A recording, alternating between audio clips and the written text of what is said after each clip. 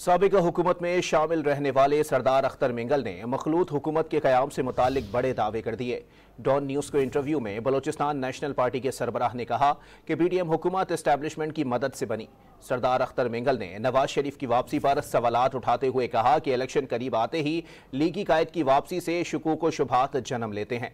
PDM हुकूमत में हम लोगों ने अपने केसेस निपटाने के अलावा कोई काम न किया। अख्तर मिंगल का तफसीली इंटरव्यू आज शाम 7 बजे नशर होगा। हुकूमतें क्योंकि बनती भी हैं उनके आशीर्वाद से और हुकूमत टूटती हैं भी उनकी नाराजगी की वजह से। आपकी हुकूमत भी उनकी सपोर्ट से बनी, इसमें कोई शक नहीं है। अच्छा, ये हुकूमत अगर वो ना चाहते, इमरान खान के इख्तलाफात उनके साथ ना होते तो शायद ये हुकूमतें ना बनती। देखें, जो पहले तय हुआ था जी मीटिंग में कि पीटीआई की हुकूमत के खिलाफ, इमरान खान के खिलाफ अदम एतमाद लाने के बाद हम फौरन इलेक्शन की तरफ जाएंगे।